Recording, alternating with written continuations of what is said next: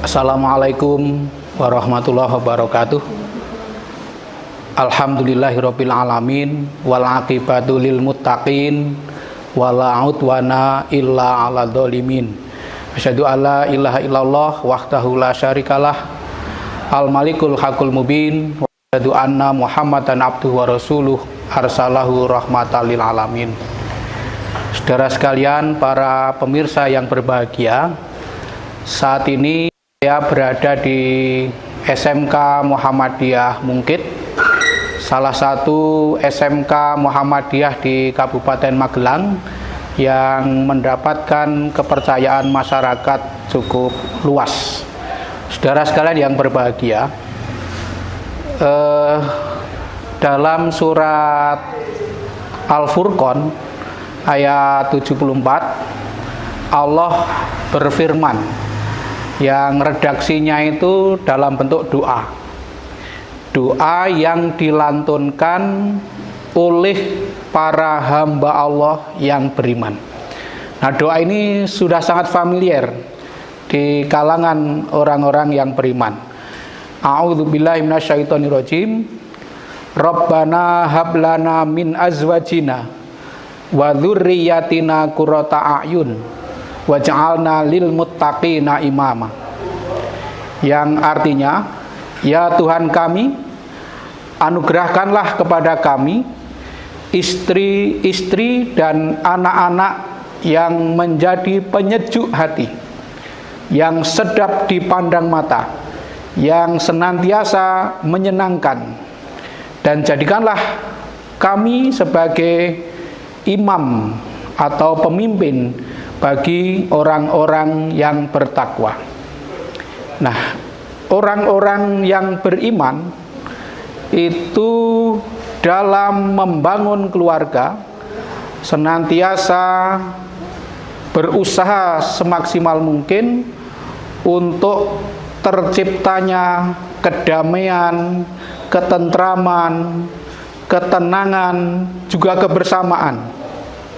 Tetapi tidak cukup hanya dengan usaha saja. Doa itu sangat penting.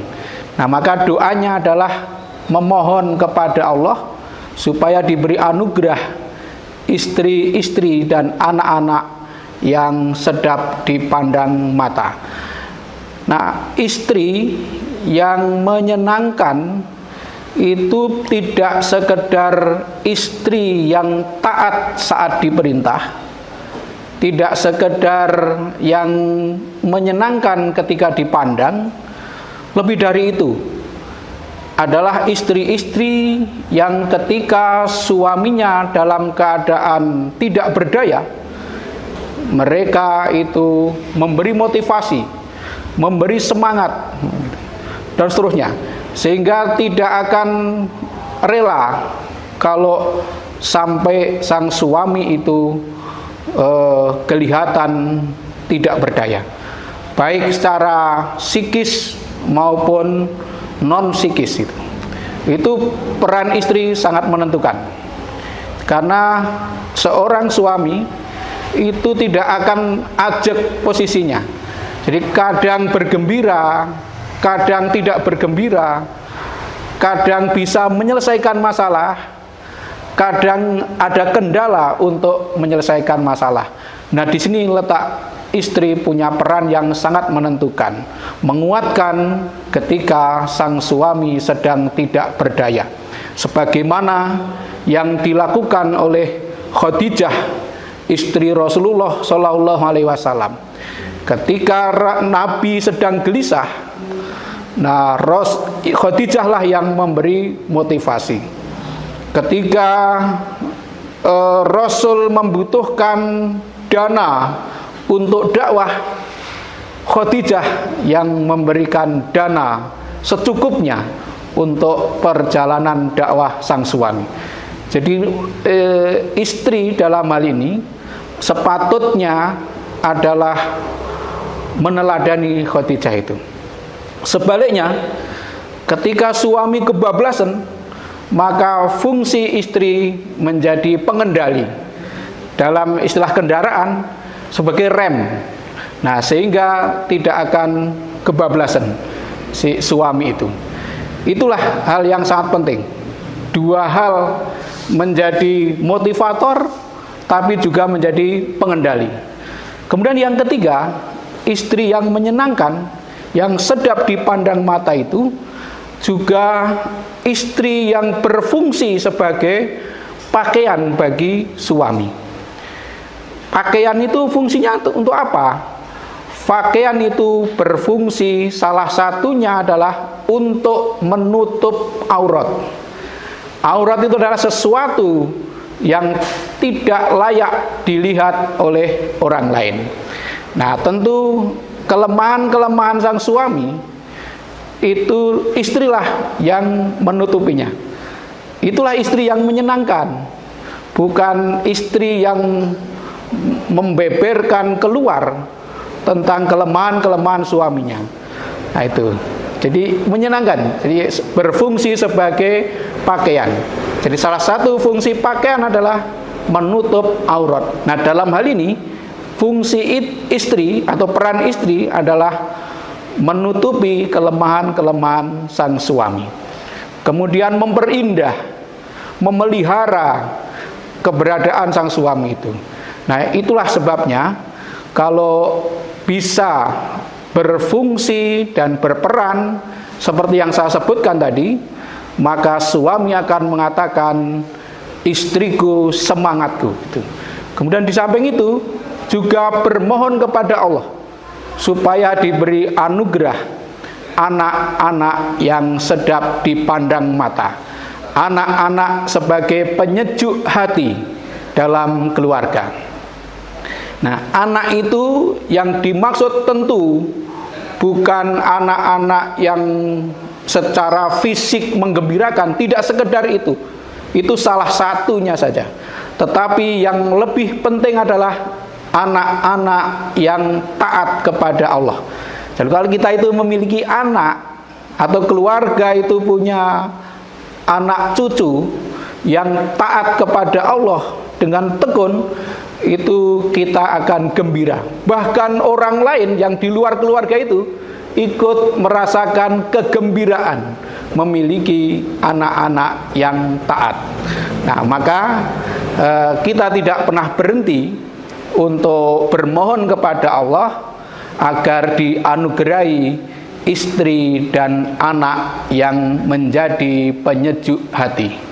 Sebab kalau punya istri dan anak tetapi tidak bisa menyejukkan hati, maka itu akan menjadi musibah bagi keluarga itu. Nah, meskipun demikian, dalam isi doa yang ketiga itu, waj'alna lil muttaqina imama, dan jadikanlah kami pemimpin bagi orang-orang yang bertakwa. Artinya apa? Sang suami tidak hanya menuntut istri dan anak menjadi penyejuk hati lewat doa itu, tetapi karena bermohon menjadi pemimpin, maka sang suami juga punya tanggung jawab, punya konsekuensi untuk menjadi teladan dalam hal menjadi penyejuk hati. Nah, sehingga saling menyejukkan hati antara seluruh anggota keluarga itu, menjadi pemimpin bagi orang-orang yang bertakwa. Konsekuensi pemimpin yang pertama adalah siap menjadi teladan, bukan hanya siap ditaati, tetapi siap menjadi teladan dalam ketakwaan. Kemudian yang kedua, sebagai seorang pemimpin itu harus siap untuk memberi harapan. Jadi memberi harapan kepada anak-anaknya, juga kepada para istrinya, bahwa masa depan itu selalu cerah dan menggembirakan. Tidak boleh menjadi seorang pemimpin menampakkan kegelisahannya, menampakkan rasa putus asanya, tetapi justru yang diharapkan adalah pemimpin menjadi teladan dalam membuka wawasan. Nah, sehingga di dalam keluarga itu antara istri, anak, suami itu saling menyejukkan, saling menjadi anggota keluarga yang sedap dipandang mata. Nah, sehingga seorang suami akan selalu punya adagium, anak-anakku adalah harapanku, kemudian istriku adalah semangatku. Nah, itu yang selalu ada dalam pikiran para suami. Nah, sehingga masa depan dakwah Islam lewat seorang laki-laki sebagai imam dalam keluarga itu akan ada harapan yang menggembirakan dengan anak-anak yang taat kepada Allah, anak-anak yang solih dan solihah. Nah, kalau suasana seperti ini, maka semua anggota keluarga itu akan merasa tentram di dalam rumah. Kalau tentram di rumah, itu tidak mudah tergiur oleh godaan-godaan yang ada di luar. Yang tergoda itu zaman sekarang ternyata tidak hanya laki-laki, perempuan pun juga sering tergoda. Nah, mengapa? Karena tidak ada ketentraman dan kenyamanan di dalam rumahnya sendiri.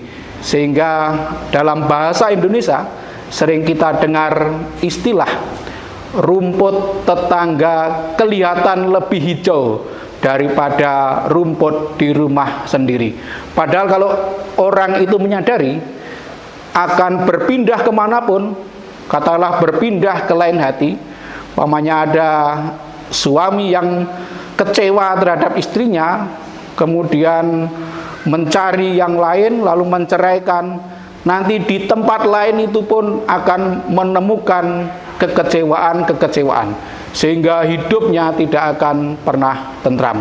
Maka kunci untuk menyelamatkan keluarga adalah menjaga ketentraman, menjaga kenyamanan suasana di dalam keluarga itu.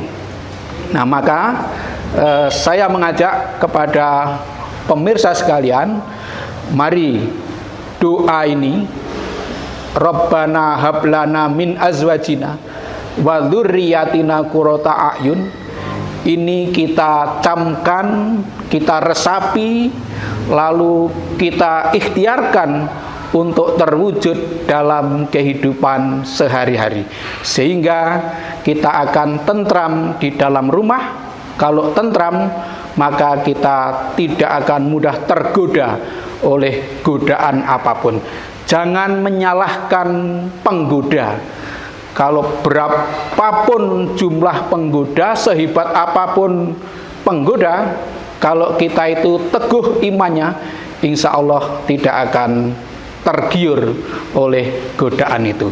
Maka saya ulangi, anakku adalah harapanku, istriku adalah semangatku. Billahi taufik wal hidayah, nasrun minallah. Wafatkum qarib. Assalamualaikum warahmatullahi wabarakatuh.